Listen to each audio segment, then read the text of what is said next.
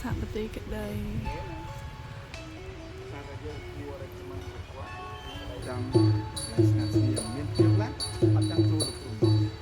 ចំណុចមួយគួរឲ្យនិយាយមួយចាំទៅតាមអារម្មណ៍ទៅគួរណា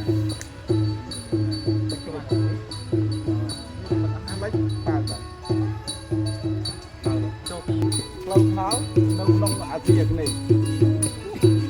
អត់ឯងបានអាស៊ីអាគ្នេយ៍មើលស្គៀនទៅដល់ពីម៉ៃទៅដល់ឡាវមានដល់ពីពេទ្យចាក់ស្នាក់លេង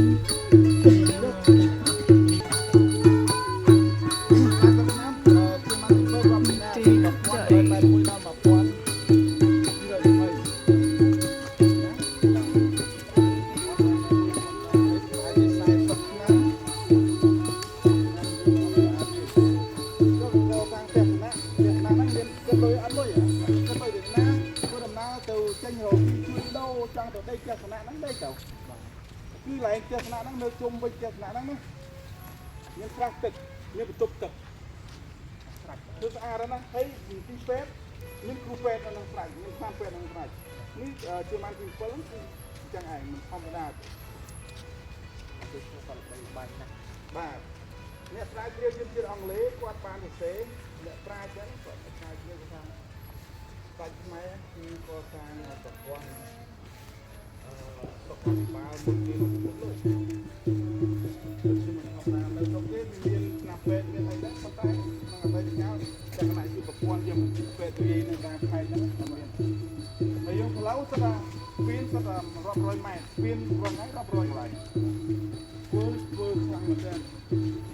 ទីបានទី7នេះគឺពិតជាធម្មតាតែតែថ្ងៃវាស្រឡាញ់ខ្លាំងហើយកូនទីបានទី7គឺធម្មតាប្រពន្ធច្រើនដែរហើយកូនទៅនៅកន្លែងផ្សេងៗទៅបរិយាកាសទៅរៀននៅឯគុំវាណាកាយមកទៅហើយមានកូនខ្លះក៏បានរៀបការជាមួយពួកថៃហ្នឹងគឺពួកកាត់មង្គលខ្លះណាកាត់មង្គលកាត់ចិនព្រោះអីយើងដឹងហើយហេតុអីប្រទេសចិនណាមង្គលគឺគ្រឿងរាប់រយឆ្នាំពួកជាតាគាត់ដែលមកលេងចូលគាត់ធ្វើអ្នកការទូតនៅព្រមមិនមកលេងមកការទូត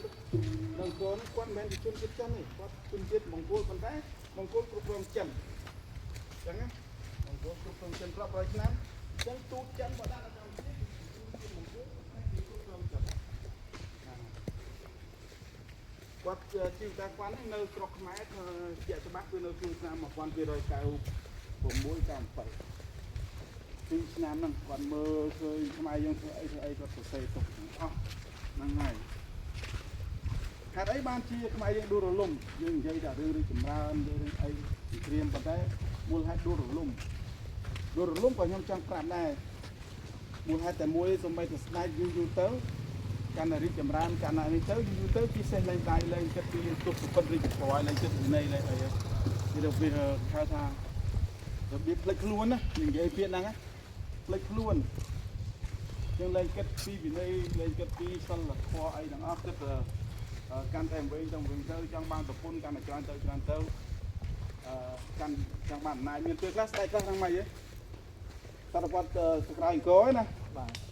កូនឆ្លាញ់បាក់ពួកពេកម៉ែឲ្យនិយមណែគ្រួសារនិយមពេកមានពេលស្ដេចអង្គខ្លះទៅអាយុ8ឆ្នាំ